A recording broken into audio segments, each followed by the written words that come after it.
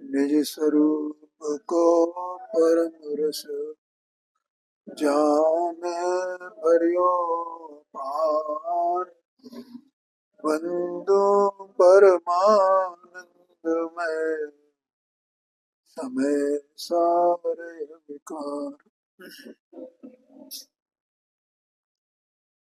नाटक समय सार ग्रंथ है। यहाँ बैठ जाओ, यहाँ चलो ठीक। इसमें संवर्धकार स्वाध्याय में चल रहा है और ये इसका अंतिम छंद कल अपन ने पढ़ा था, इसका अर्थ भी विचार किया था और अब यहाँ पर अर्थ इसका जो दिया है पुस्तक में उस पर से अपन विचार करते हैं। देखो, जीव को मोक्ष प्राप्ति का मूल क्या है वो यहाँ पे बताया गया है कि जीव को मोक्ष प्राप्ति का मूल भेद विज्ञान है। भेद विज्ञान का मतलब होता है भिन्नता का ज्ञान हो। भैया अनंत, अनंत ही नाम है ना, तो भिन्नता का ज्ञान हो। ये शरीर है ना अपना, ये एक पिंड है ये, तो इस पिंड में दो प्रकार के द्रव्य हैं। भगवान ने जो छह द्रव्य बताए हैं ना, जीव, पुद्गल, धर्म, अधर्म, आकाश और काल, तो उसमें से दो द्रव्यों का पिंड ये है। उसमें एक तो चेतन वस्तु है और दूसरी अचेतन वस्तु, ठीक है। और तो ये एक तो देह बाहर से दिखाई देती है अपने को, ये पुद्गल है, और दूसरा ज्ञानावरणादिक 8 प्रकार के जो कर्म हैं वे अत्यंत सूक्ष्म हैं। अत्यंत सूक्ष्म कितने हैं? तो तत्व सूत्र में आता है ना, वो औदारिक, वैक्रिक, आहारक, तेजस, कामनानि, शरीरानि, परम परम सूक्ष्म के ये 5 प्रकार के शरीर बताए भैया। औदारिक, वैक्रिय, आहारक, तेजस और कार्म, और परम परम सूक्ष्म मतलब उत्तरोत्तर वे सूक्ष्म है। तो एक जीव के प्रदेशों के साथ में, जीव के जो प्रदेश हैं असंख्यात प्रदेश, तो इस देह में वे प्रदेश है ना, जहां जहां इस देह के परमाणु हैं तहां तहां जीव के प्रदेश हैं। बोलो भैया समझ में आया कि नहीं आया?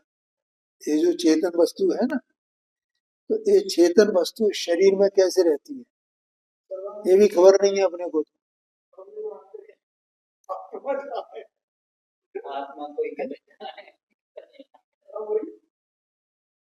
जहां जहां जहां देह के परमाणु है वहां वहां जीव के प्रदेश हैं।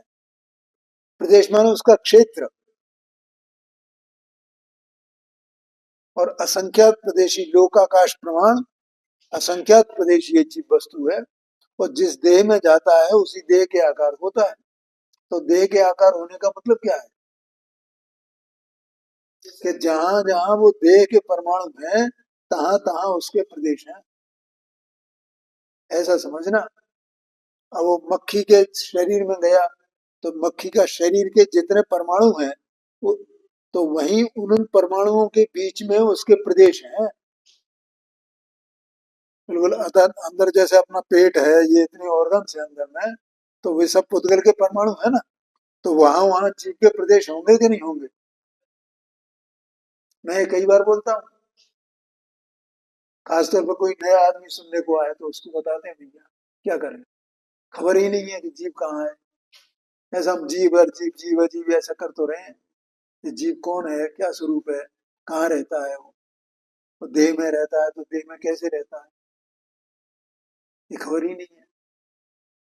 क्योंकि अगर वो यहाँ जैसे जितने अंदर के ऑर्गन्स हैं तो इनमें जो भी हरकत होती है ना, तो जीव जानता है कि नहीं जानता उनको?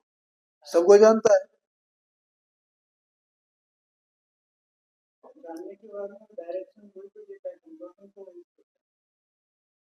हाँ, पहले वो जानता है ये तो पता चले, तो जानेगा कैसे? क्योंकि उसके प्रदेश वहां हैं, उन प्रदेशों में वो जो चूंकि वो जानने स्वभाव वाली वस्तु है, और उसमें जानने का कार्य निरंतर होता है, इसलिए वो जान जाता है। आया कि नहीं आया क्या? पेट में दर्द हो, पेट में कोई रोग हो, है, तो पता चल जाता है ना। वो कौन जानता है? वो जीव ही तो जानता है। ये जो जीव वहां पर है, क्यों देह तो जानती नहीं है, ये तो जड़ अचेतन मुर्दा है, और ज्ञान वर्ण आठ कर्म भी नहीं जानते, कोई नहीं जानता है, वो तो जीव स्वयं जानता है। तो जीव जब निकल जाता है, तो देह मुर्दा पड़ी रह जाती है। तो फिर ये देह जानती है क्या? या नहीं जानती है? तो जानने वाला तो निकल गया। तो ऐसे इसमें ये जीव रहता है। तो ये जीव की सत्ता, इसका अस्तित्व, इसकी एग्जिस्टेंस, वो न्यारी है। और इसकी सत्ता, उद्गल की सत्ता न्यारी। दो चीजें मिल तो सकती हैं, लेकिन दो चीजें एक नहीं हो सकती।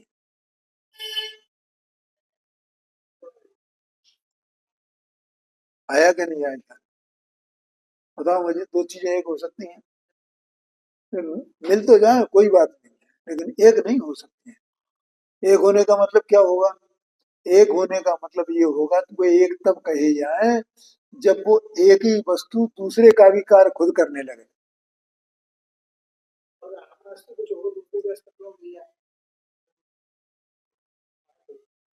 और इसके लिए मैं सब्जी का उदाहरण देता हूँ। उसमें कितने मसाले पड़ते हैं? सारे मसाले अपना अपना कार्य करते हैं ना। तो एक मसाला दूसरे मसाले रूप हो सकता है क्या? उसमें एक साथ इतने मसाले पड़े हुए। अगर एक मसाला दूसरे मसाले में मिल जाए, मिलने का मतलब उसमें हो जाए, तो ऐसा हो सकता है क्या?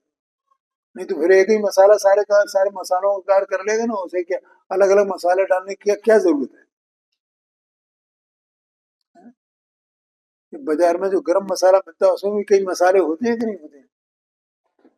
तो वे सब एक एक मसाला अपना अपना अस्तित्व उसमें कायम रखता है ना। एक मसाले का अस्तित्व दूसरे एक मसाले के अस्तित्व रूप नहीं होता है।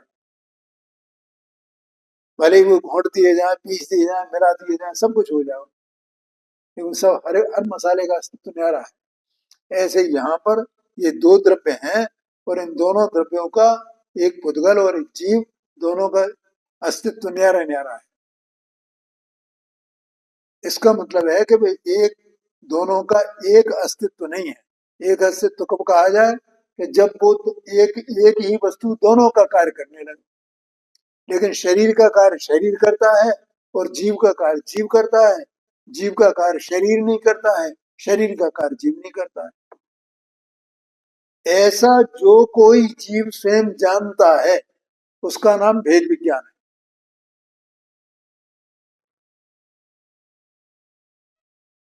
बोलो, समझ में आया कि नहीं? ये तो मैं कई दिन से बता रहा हूँ भैया, जिस दिन से शुरू हुआ है। ऐसा है, जानने वाला तो जीव ही है ना, ये तो जानेगा नहीं। वो जीव ऐसा जाना है कि मेरी सत्ता न्यारी है, और ये देह की सत्ता न्यारी है। तो इसका नाम उस जीव के, ये भेद विज्ञान है, भिन्नता का ज्ञान, भिन्नता का विशेष ज्ञान, उसका नाम भेद विज्ञान, ऐसा कहते हैं। ठीक है, नंबर एक बात है ये। अब नंबर दो, देखो, ये जो जीव है ना, तो इस जीव का स्वभाव क्या है? माने इसकी रचना जो है ना, जैसे नमक का स्वभाव क्या है? खारापन। मिर्ची का स्वभाव क्या है? तीखापन, चरपरापन, उसको अपन कहें, तीखापन कहें।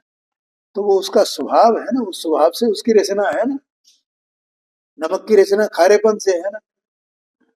ऐसे जीव है, उसका स्वभाव क्या है, किसकी रचना है, किस तत्व से वो बना हुआ है वो जीव, जीव वस्तु। कि वो ज्ञान दर्शन कहो, चेतना कहो, चेतना से बना हुआ है, चेतना उसका स्वभाव।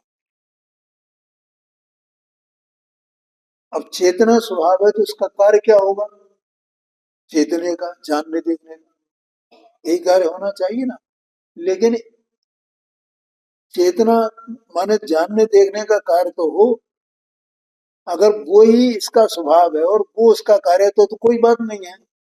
लेकिन ये जीव जानने देखने की बजाय ये अनादि से अज्ञान अवस्था में ये क्रोध मान माया लोभ राग द्वेष ये सब विकार ये करता है ना।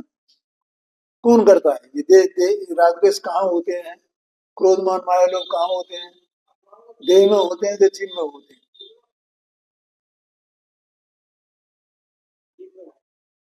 क्यों भैया ना? उन्होंने बात बस सुनी नहीं ना,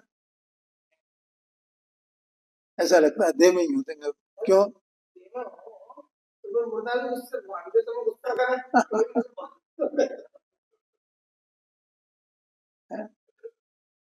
डर किसको लगता है, क्रोध कौन करता है, जीव करता है कि ये देह करती है।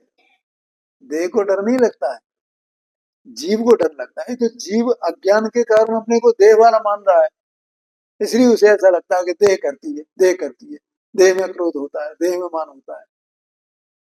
करने वाला तो जीव है।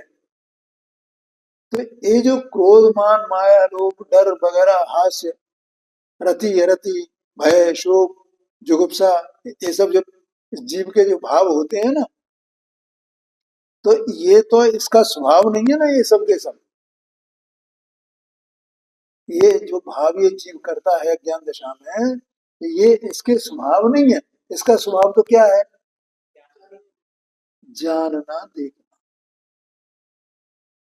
जैसे पानी का शीतल स्वभाव है, ठीक है, तो शीतल स्वभाव है पानी, लेकिन अग्नि का कारण बने संयोग बने तो वो पानी गर्म हो जाता है ना। तो गर्माई उसका स्वभाव तो नहीं है ना, फिर भी वो गर्म हो जाता है, गर्माई रूप परिणमन करता है, लेकिन गर्माई उसका स्वभाव नहीं है, उसका स्वभाव तो शीतल ही है। ठीक है, ऐसे ही जीव का स्वभाव चेतना है, जानना देखना है, लेकिन क्रोध मान माया लोभ इत्यादि ये जो विकारी भाव हैं, इन रूप होना ये जीव का स्वभाव नहीं है। ये तो बिल्कुल वैसे ही है जैसे पानी गर्म हो गया, गर्म पानी गर्म पानी गर्म पानी अपन कहते हैं। ऐसे जीव ने क्रोध किया मान किया माया की। ठीक है, ये तो जैसे अग्नि के संयोग से उसमें वो गर्माई आई है पानी में, ऐसे कर्म के निमित्त से जो घातिया कर्म है ना, दर्शन मोहनी चारित्र मोहनी, इनके निमित्त से इस जीव की अवस्था में ये क्रोध मान माया ने होते हैं। तो इसमें जो जीव ये जानता है, एक तो मैंने पहले कहा था, एक बात तो ये है भेद विज्ञान की, दूसरी बात क्या है, दूसरी ये बात है कि ये क्रोध मान माया लोभ राग द्वेष वगैरह वगैरह ये जो भाव हैं, जो विकारी भाव हैं, जो पर के निमित्त से होते हैं, लेकिन ये कर्ता स्वयं जीव है। ये जीव का स्वभाव नहीं है, और जीव का स्वभाव क्या है उसको जाने, और इसको अपना स्वभाव नहीं जाने, दूसरे प्रकार का भेद विज्ञान ये है। और भेद विज्ञान में दोनों बातें शामिल हैं। बोलो समझ में आया कि नहीं आया? भेद विज्ञान में क्या कौन सी बातें शामिल है? दो बातें। पहली बात, शरीर से और आत्मा से जीव का दोनों द्रव्य बने से, अस्तित्व बने से दोनों को अलग अलग जानना, तो दोनों की क्रियाओं को अलग अलग जानना। जब दोनों की सत्ताएं न्यारी तो दोनों की क्रियाएं न्यारी न्यारी। तो किसी एक द्रव्य की क्रिया को दूसरी द्रव्य की क्रिया स्वीकार नहीं करे, ऐसा बिल्कुल स्पष्ट ज्ञान में भाषित हो, ज्ञान में भाषित होना चाहिए।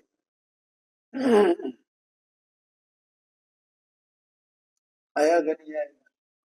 जैसे अपने को ठंडी और गर्म ये दोनों अलग अलग भाषित होते हैं कि नहीं, ठंड अलग है, गर्म गर्मी अलग, ऐसा भिन्नता करते हैं ना अपन।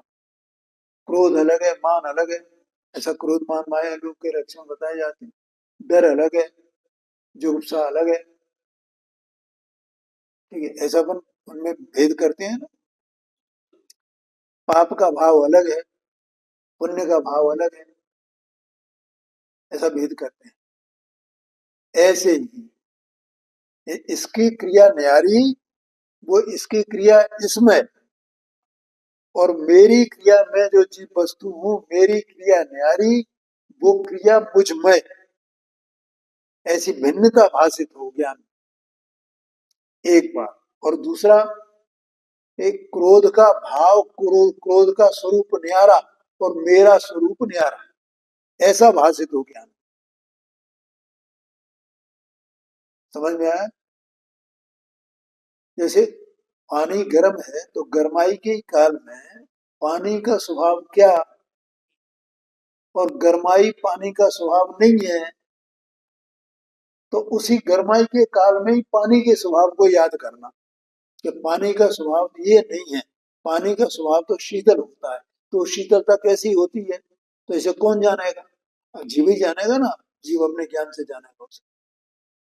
और गर्माई को भी जानेगा, और गर्माई उसका स्वभाव नहीं है पानी का, ऐसे जानेगा। ऐसे ही अपने अंतरंग में ऐसा जाने कि क्रोध मान माया लोभ इत्यादि ये जो विकार भाव हैं, ये मेरा स्वरूप नहीं है, इन विकारी भावों से भिन्न मेरा स्वरूप है, और मेरा स्वरूप ऐसा है, ज्ञान स्वभाव। और वो ज्ञान स्वभाव इसने देखा हो, जाना हो, अनुभव किया हो, शास्त्र में लिखा है, किसी ने कह दिया है, इसलिए नहीं। बोलो अपन पानी का शीतल स्वभाव है और वो गर्माई उसका स्वभाव नहीं है, तो भी पानी गर्म होता है, ये बात अपन जानते हैं ना। तो कहीं किसी पुस्तक में पढ़ के जानते हैं, या किसी ने बताया इसलिए मानते हैं? तो फिर अनुभव किया है, ज्ञान ने स्वयं उसके सन्मुख होकर के जाना है, ज्ञान स्वयं जानता है उसको। ऐसे ही अपना आत्मा का, इसका आत्मा का अपना ज्ञान है, वो ज्ञान ऐसा दोनों को न्यारा न्यारा जाने, इसका नाम भेद विज्ञान है। ये बात है। और ऐसा ये भेद विज्ञान मोक्ष का मूल कारण है, ये बात यहाँ बताई। इस क्यों मूल कारण क्यों कहा? क्योंकि इस जीव को अज्ञान के कारण, अर्थात भेद ज्ञान का अभाव है। कब से है बोलो भेद ज्ञान का अभाव इसको?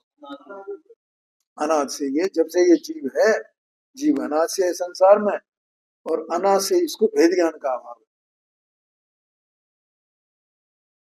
ठीक है, तो तब से ही इस जीव ने अपने स्वरूप को नहीं जाना और इनको नहीं जाना, तो इनके स्वरूप को अपना स्वरूप मानता रहा है। अभी भी ये इसका एकत्व तो इसमें पड़ा हुआ है ना, देह का, देह में एकत्व पड़ा हुआ है इसका, ममत्व पड़ा हुआ है, अहम पड़ा हुआ है, अधिकार पड़ा हुआ है। और देह में नहीं, देह की बाहर की वस्तुएं उनमें भी अपना अधिकार मानता है। मैं इनको कुछ भी कर सकता हूँ, मैं ऐसा करता हूँ, मैं ऐसा कर सकता हूँ, मैं ऐसा कर सकता हूँ, ऐसा है कि नहीं? तो देह में भी अधिकार मानता है कौन? ये जीव। अंदर में जो चेतन वस्तु है ना, ये चेतन वस्तु देह पर अधिकार माने, कर्म पर अधिकार माने, और बाहर के पदार्थों पर अधिकार माने अपने। ये मेरे हैं,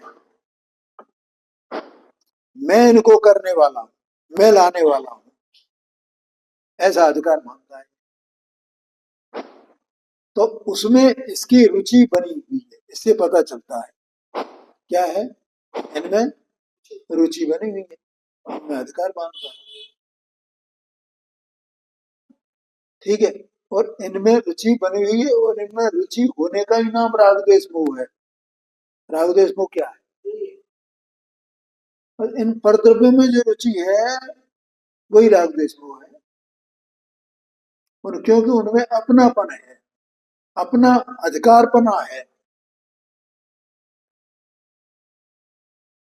यह समझो। अब जब ये भेद विज्ञान करेगा, ऐसा जाने देह की क्रिया देह करने वाली है और मेरी क्रिया मैं करने वाला हूं। देह का रहना होना अलग बात है, और देह की क्रिया भी होना वो अलग बात है। उस क्रिया में वो कुछ नहीं करेगा, न उसको हटाएगा, न मिलाएगा, न लाएगा। बस केवल ऐसे जानना है उसको कि ये मेरी क्रिया नहीं है, ये क्रिया इसमें ही है।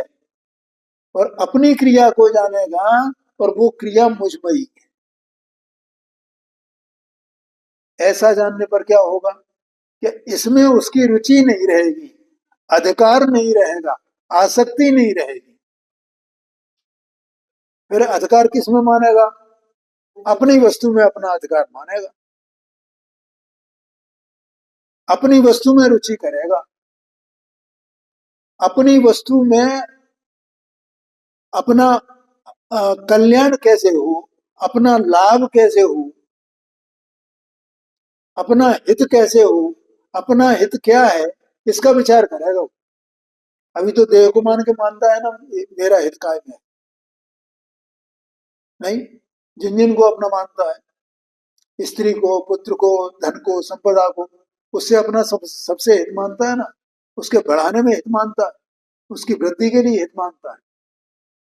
लेकिन जब अपने को भिन्न जानेगा तो फिर कहाँ किसकी वृद्धि चाहेगा वो? स्वयं की वृद्धि चाहेगा, अपने स्वभाव की वृद्धि चाहेगा। अपना स्वभाव में जो ज्ञान दर्शन है, सुख है, वो सुख की वृद्धि चाहेगा, अपनी शक्ति की वृद्धि चाहेगा, लेकिन इसकी नहीं चाहेगा। बोलो समझ में आया कि नहीं? और इसकी वृद्धि चाहना, इसकी रुचि होना, अपनी रुचि होना, अपनी रुचि होने अपने स्वभाव की रुचि होना, ज्ञान दर्शन की रुचि होना, इसी का नाम तो संवर, निर्जरा और मोक्ष है। तो वो भेद विज्ञान के बिना नहीं होगा, ये बताते हैं। समझ में आया कि नहीं? गंभीर बात है, सूक्ष्म बात है। देखो अब ना इसको पढ़ते हैं, इसका अर्थ यहाँ दिया है। भेद विज्ञान आत्मा के और परद्रव्यों के गुणों को स्पष्ट जानता है।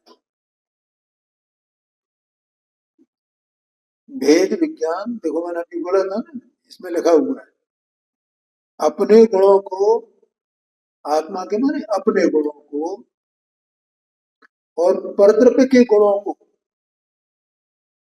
अब परद्रव्य के गुण माने वो इनका कार्य क्रिया सब सब उसमें आगे, गुण में सब आ गए। और अपना क्रियाकलाप जो सब, अपना स्वभाव वो अपने गुण में आ गया। परद्रव्यों के गुणों को स्पष्ट जानता है, स्पष्ट जानता है। देखो अभी मैं एक वो उदाहरण देता हूँ ना, खटाइयों का। तो खटाइयाँ कितने प्रकार की होती हैं? कितनी प्रकार की होती हैं भैया? नहीं, दो चार के नाम बताओ। हाँ, हाँ, नमक, नमक कहाँ गए? इमली, और हाँ टमाटर, और दही, नींबू, टाटरी, ये सब खट्टी चीजें होती है ना। तो इन सब का स्वाद लिया है कि नहीं लिया? लिया। तो इन सब के स्वाद एक जैसे हैं कि अलग अलग हैं? अलग अलग हैं। तो उन अलग अलग स्वादों को स्पष्ट जानते हो कि नहीं जानते हो? जानते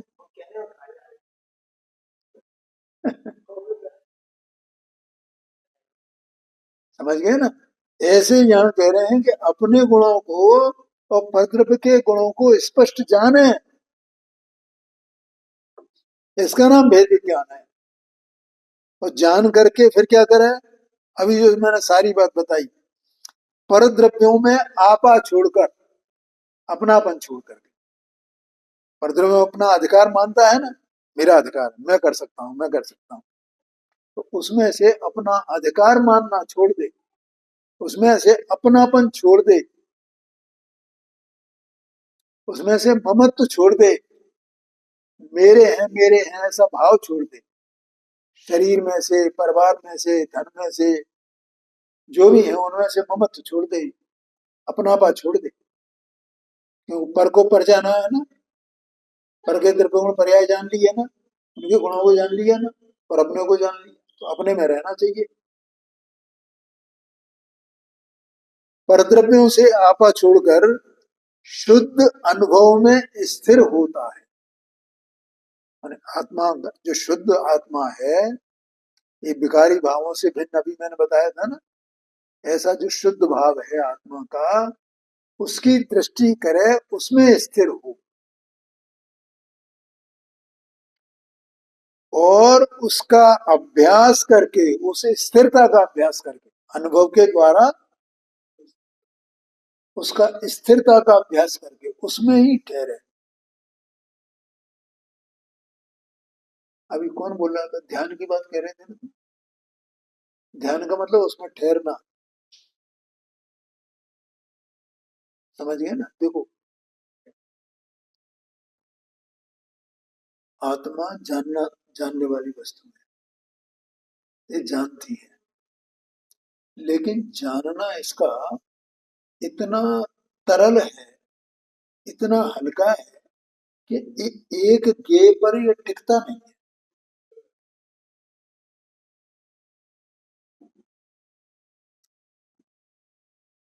क्या कहा, एक जगह टिकता नहीं है, ये एक जगह, ये मैंने एक क्षण में दूसरे के को जानता है, क्योंकि इसका ज्ञानावरणी दर्शनावरणी कर्म का जो क्षोभसम है, वीर्यांतरा कर्म का जो क्षोभसम है, उसके क्षोभसम के निमित्त से थोड़ा सा ज्ञान, दर्शन, शक्ति इतनी मामूली सी प्रकट है ना, इसलिए बहुत कमजोर है वो, इसलिए वो एक जगह टिकती नहीं है। तो फिर अपने स्वरूप में कैसे टिके,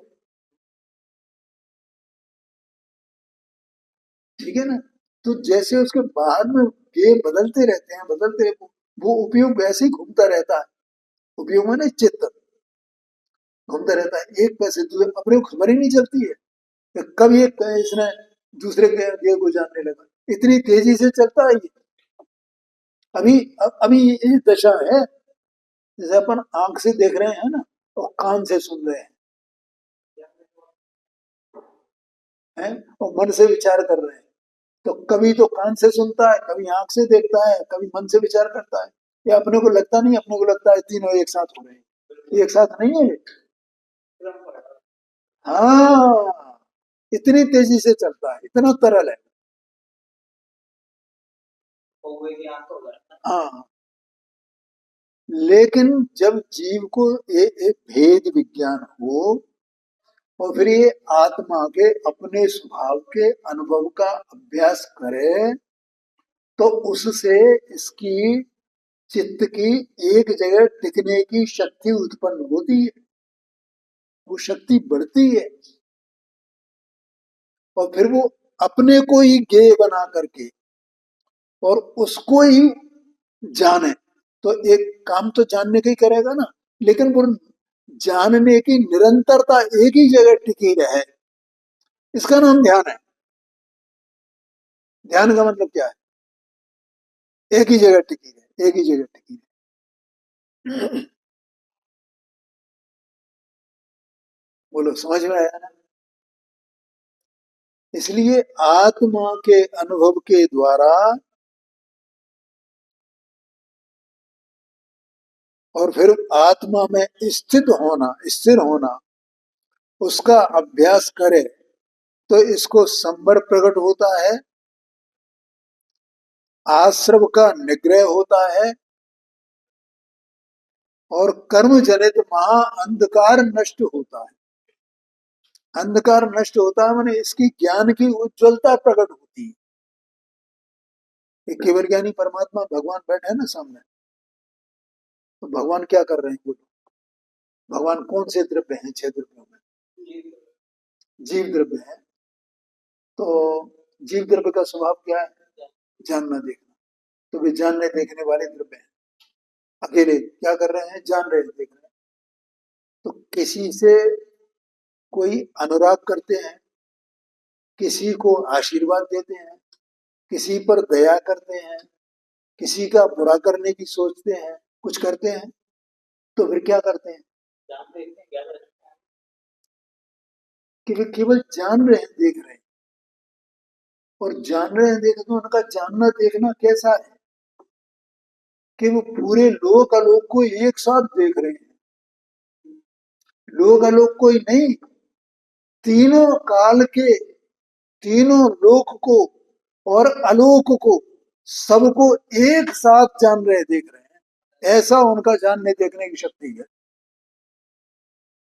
तो ऐसी शक्ति अपने द्रव्य में है कि नहीं?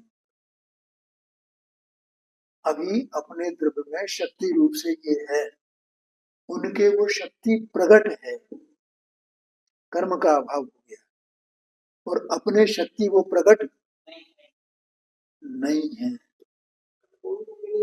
हाँ जी, हाँ। पहले वे भी संसार में ही थे और उन्होंने ये मार्ग बताया। आया क्या नहीं आया क्या? तो मैं हूं तो भगवान के ही समान, लेकिन तो भी भगवान के समान नहीं।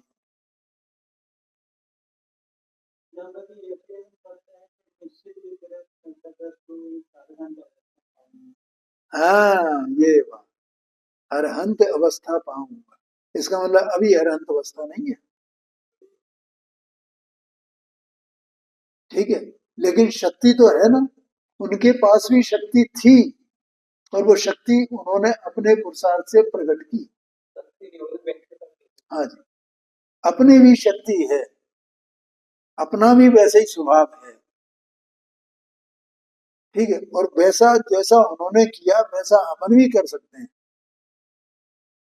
और ये अपने संसारी अवस्था में जितने भी ये भाव होते हैं ना, ये सबके सब भाव दुखमय हैं। चाहे वे अशुभ भाव हो और चाहे शुभ भाव हो, सब दुखमय भाव है, आकुलतामय है। और आत्मा का स्वभाव भाव, आज से अगर वो वीतरागता का अर्थ बताया तो भैया, कि हम भगवान को वीतराग रूप देखें तो, हाँ, तो वीतराग रूप देखना माने समता रूप देखना, राग रहित देखना ना। क्योंकि राग जो होता है वो उसकी रुचि बाहर की तरफ होती है, और जो बाहर की तरफ की रुचि है वो दुखमय है। तो उसका अभाव हो जाए तो आत्मा का जो स्वभाव है वो अकेला रह गया ना, उसी का नाम समता भाव है, उदासीन भाव। लोकालोक को जानते हैं तो भी लोकालोक की रुचि नहीं है उनको, और जानते हैं माने उसको प्रकाशित करते हैं। उनका ज्ञान उनके आकार रूप परिणमन करता है, इसका नाम जानना है। क्या कहा? भगवान का जो ज्ञान है ना, केवल ज्ञान, वो अपना ज्ञान भी वैसे ही है। तो वो जानते हैं, तो जानने का अर्थ क्या होता है? प्रकाशित करना, या ज्ञेय के आकार रूप होना। जैसे दर्पण है ना, दर्पण में क्या होता है? तो दर्पण में कुछ भी प्रतिबिंबित करो आप, अग्नि जलाओ सामने है तो अग्नि प्रतिबिंबित हो रही, तो दर्पण को कोई घबराहट होगी? नहीं होगी, ठीक है। और बर्फ की सिलाई लगा दो तो कोई घबराहट होगी? तो भी कोई घबराहट नहीं। वो तो बिल्कुल एकदम भीतरा की है ना दर्पण, चाहे कुछ भी रहो बाहर। ऐसे ही भगवान का जो केवल ज्ञान है ना, वो ऐसा वीतरागी है, वो समता भाव रूप है। माने सब लोकालोक, नरक स्वर्ग, सब जीव कितने दुखी हैं, कितनी दुर्दशाएं हो रही हैं, एक इंद्री से लेकर संगी पंचेंद्रिय तक की चारों गतियों में, लेकिन भगवान का ज्ञान उनको जानता तो है, उनके आकार रूप परिणमित तो होता है, लेकिन भगवान के ज्ञान में कोई घबराहट नहीं है। वो शांत स्वरूप, शांत शांत शांत, अत्यंत अत्यंत अनंत शांति, ये समझ लो, इसका नाम समता भाव है। तो ऐसी उस अनंत शांति के दर्शन करना, वीतराग भगवान के दर्शन करना, वीतरागी देव के दर्शन करना, माने अनंत सुख, अनंत शांति, अनंत समता भाव का दर्शन करना।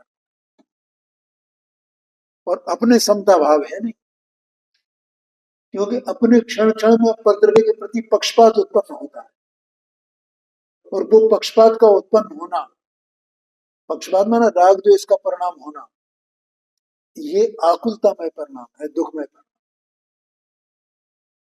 यहाँ तो मोक्ष का मूल भेद विज्ञान को बताया ना, तो ऐसा अपने को जाना है। फिर क्या कहते हैं, आश्रव द्वार का निग्रह करके कर्म जनित महा अंधकार नष्ट करता है।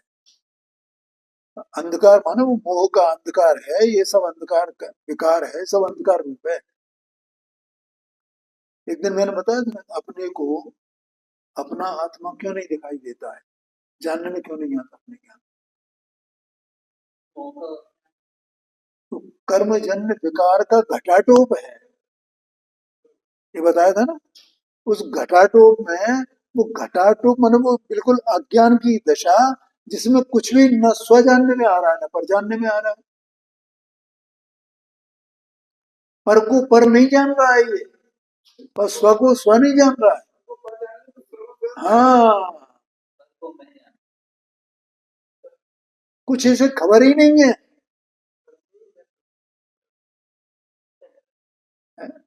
भले ही इसका क्षोभम कितना भी होए, तो अभी वो अज्ञान दशा में है ना, कर्मजन्य घटाटोप है ना उसकी परिणति में, वो जान ही नहीं पा रहा है, ये स्थिति है। तो वो जो अंधकार है वो नष्ट कब होगा, ये कार्य करने से, भेद विज्ञान करने से, सम्यक दर्शन करने से, आत्मा का अनुभव करने से, उसमें स्थिर होने से, वो उससे वो आश्रव बंध का जो वो घटाटोप है, वो धीरे धीरे धीरे धीरे सब नष्ट होगा, और इसका जो प्रकाश है वो अपने धीरे धीरे, ज्ञान का प्रकाश वो धीरे धीरे प्रतिंगत होता हुआ वो पूर्णता को प्राप्त हो जाए, वो मोक्ष दशा इसको हो जाए।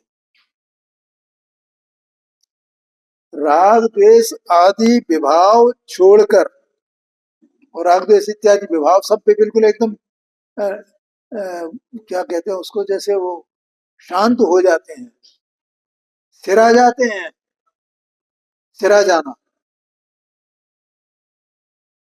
नहीं, सिरा गए, विभाव छोड़कर लो समता भाव ग्रहण करता है, बस ये समता भाव, उदासीनता का भाव, सारे द्रव्यों को जाने तो भी किसी में भी इसको रुचि नहीं, पूरे उदासीन हो करके जानते हैं, इसका नाम समता भाव है। कैसा अलौकिक द्रव्य है आत्मा, समता भाव इसका स्वभाव है, वो प्रकट होता है उदासीनता का, और वो समता भाव आनंद रूप है, शांति रूप है, सुख रूप है, और विकल्प रहित अपना पद पाता है। अपना जो स्वभाव है वो ये अपना पद है, वो निर्विकल्प दशा को प्राप्त हो जाता है। हाँ, कोई द्रव्य गुण पर्याय का भी भेद का कोई विकल्प नहीं है, ऐसा अभेद पद को प्राप्त करता है।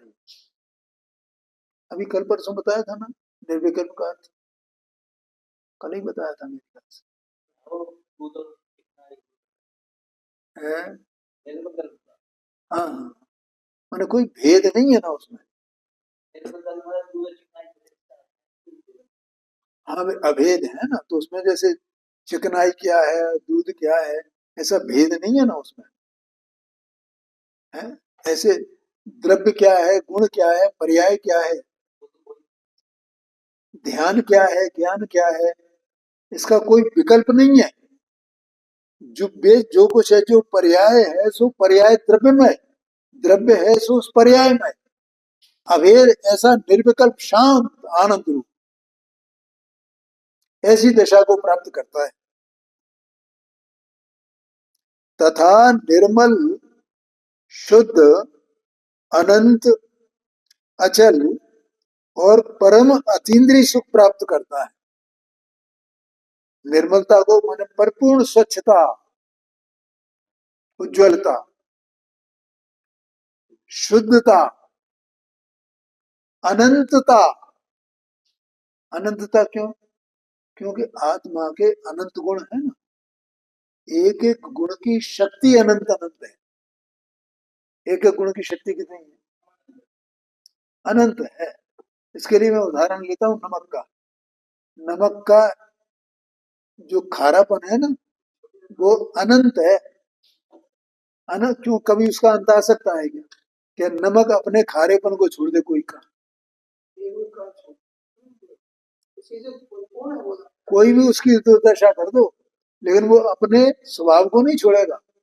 उसका अंत कभी नहीं आ सकता है। इसका मतलब अनंत है। तो संख्यापेक्षा से आत्मा के गुण अनंत और एक एक गुण की शक्ति अनंत। ऐसी उस अनंतता को वो प्राप्त करता है। अचल माने उससे कभी चलायमान नहीं होगा, हटेगा नहीं उससे। ये सिद्ध भगवान है ना, तो सिद्ध भगवान फिर संसार में आ सकते हैं क्या? क्या उनकी अचल स्थिति है, मेरु पर्वत की तरह।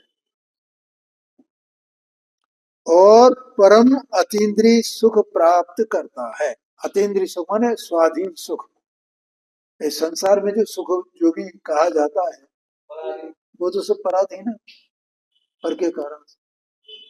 लेकिन अतीन्द्रिय माने जो इंद्रियों से प्राप्त नहीं है, इंद्रियों से जो अतीत है, रहित है और स्वाधीन है, ऐसे स्वाधीन सुख रूप से वो आत्मा अनंत अनंत अनंत अनंत अनंत अनंत अनंत काल तक ज्यों का त्यों रहने वाला अनंत सुख अनंत सुख अनंत सुख अनंत सुख ऐसा प्राप्त करता है।